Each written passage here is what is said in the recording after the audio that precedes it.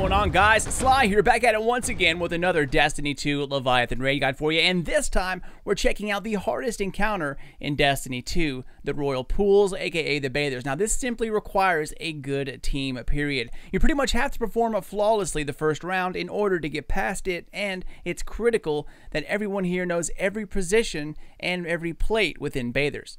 Knowing where the ads spawn and where a plate is located is absolutely key to getting through this. Now, we'll go through everything here in a second, but first, let's talk about loadouts and subclasses. Titans and Warlocks have a huge advantage here, but Hunters aren't without their tricks. Barricades with Alpha Loopy can heal you, and if Bathers lunge into it, it blinds them, allowing you to safely pick them off. Rifts, well, they're self-explanatory, healing is just straight up awesome, and Hunters can use their smoke grenades on Bathers. It does a great job of stunning them, so definitely use a smoke grenade if you're a Hunter.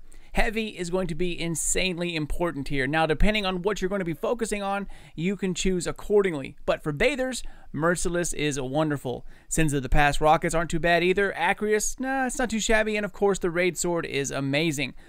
But if you want to get up in the Bathers' faiths, that's like his sweet spot, so it is risky at times with the sword. Now, I was always the one clearing ads during the damage phase, so I use the sword as my heavy because that makes it easier when I'm out clearing all the other Bathers. Now, if you're a damage person, Merciless or Sins of the Past would be a better option. As far as primaries goes, Better Devils with kinetic reload mod all the way here, guys. It has great range, it can two-shot enemies, and when you switch the fast reload node and have a reload mod on, it turns out to be pretty freaking awesome. Now, the ads here are so freaking tanky that it can take an entire clip of Uriels or the number to kill one Legionary. Better Devils can take them down in 2 or 3 shots. It is an awesome weapon. Now, for this part, for secondary, Valkadon, Uriels, the number, Nergal, Scout Rifles, all of these work well and for damage too, but auto rifles seem to be the better option for doing damage against the lanterns.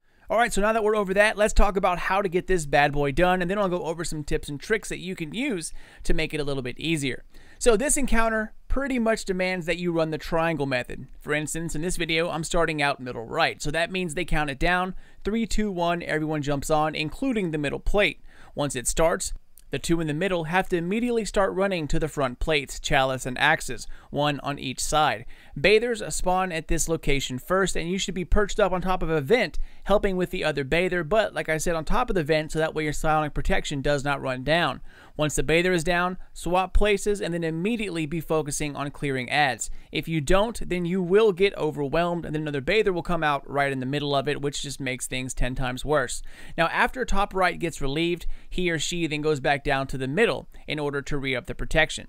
Once you have it, you're going to head back to the bottom plate on your side of the map. But before you go and relieve your final plate holder at the bottom, you need to clear ads in the middle. A good rule of thumb is that for every trip to the middle, you should be killing 3 ads, or at the very least, the big Legionary. Now, what I do is run in, get the protection, and then while on the plate, start walking backwards to where I need to go while shooting. By the time I make it to the exit, most of them are dead, or at least the last one is one shot, and I'm just about halfway to the plate.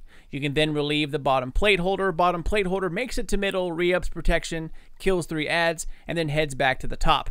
Do that one more time, and if done correctly on the other side, all plates will lock roughly about the same time, and then you head towards the middle to do damage. Once you make it to the middle, do not get on the center plate until the person who needs protection hops on first, because there's usually someone who always is running to the middle for protection.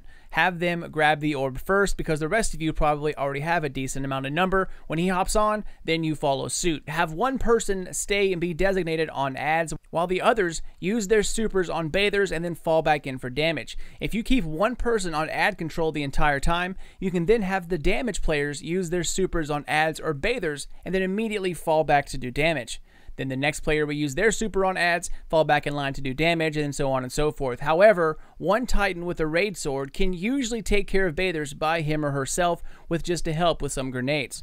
As you do damage, keep an eye on your psionic protection. It will run out, and you'll have to get out of the middle when that happens, or you'll end up dying. The person who is low on protection should get out with around 5 seconds left, and then rotate with the person who was on ad control. You want to have at least 5 seconds left, so that way you still have a little bit of time to help out on Bathers if you have to get in the water or clean up a Bather across the room. Like I said, run across the other side, blah, blah, blah, whatever you need to do without taking damage. By that time, you either have beat it, or you'll have a Scion pop up in the middle showing you a symbol of where to go. Now, everyone in this room will see a different symbol. Remember that. 2 players will not see a symbol at all, and that means those 2 are starting in the middle as runners or floaters. Everyone make it to their plate, and then you have to hop on as a team. Now, the key to this part after damage is that the psionic protection for the 2 starting in the middle will not be available until all 4 plates are activated by stepping on them. Only then can the runners in the middle or the floaters begin to grab their psionic protection and then start their rotation to the top plates. So you see how if you rush to your plates and someone jumps on early, it will mess everything up. They then have to sit there and lose their psionic protection because remember guys, once you jump on to grab it, it does not come back. So as they start to lose it, others are still making their way to their plates. Then after they all jump on, the middle gets to it, grabs it, and then starts rotation. Now doing this in one phase is the ultimate goal here, and it makes it so much easier, but you have to pretty much do perfect damage. The key is for everyone to shoot the same lantern at once. This causes things to go so much faster, but if you have to do it in 2 rounds, then getting off to a good start after damage is essential, and controlling your adds from the start even more so. So remember where your plates are, guys. Top right is going to be chalice, top left are axes, bottom left is dogs, and then the back right, or the bottom right, is going to be this one called brothers, which is kind of a new symbol because sun is in the middle, but no one has to be on sun except for the 2 that do not see a symbol. That's the middle where they grab their buff. So brothers looks like this right here. You're going to have to remember where these are because you can get 81 of these 4 symbols, and you have to make it there to jump on as a team. So for ad control, ads spawn in at the top and bottom of the room. They come out of the 2 doors. So if you're the one on the front 2 plates, be looking to the front of the room and watch your radar for red to appear. The instant you see red, be aiming down your sights, getting ready to put damage on them. Even if it's only a little bit of damage, that's better than nothing. That means later on you can get rid of them quicker. And if you can get rid of like 1 or 2 ads by the time they make it in close, that makes things so much easier. If you're on the bottom 2 plates, ads run out of the backside doors where the entrance is. This side has it a bit easier because the ads run straight at you, giving you more time to shoot them before they make it in close. You can even cross shoot a few of the ads for the opposite side of the room if you want to help out as much as possible, which is something I definitely recommend. You see an ad, you shoot it, period. Now besides remembering to shoot 3 ads every time you go in the middle, do not leave your plate swamped with ads or bathers. On your way out, try to get rid of at least a couple of ads to help out that incoming person. If you do not clear your plate and you just leave it, you are messing up your part, and now you're making your partner pay for it. You don't have to stay and shoot them all. Just melee a few or turn around and shoot 1 or 2 on your way out. Always try to help out whenever possible. The key here, like I said, ad control, ad control, ad control. Second is to be able to kill your bather by yourself. If you can master those 2 things, then you will make it through. The problem is that all 6 of you have to be able to do that same thing, and that's where it gets hard, finding a well-rounded team that can do everything at every encounter.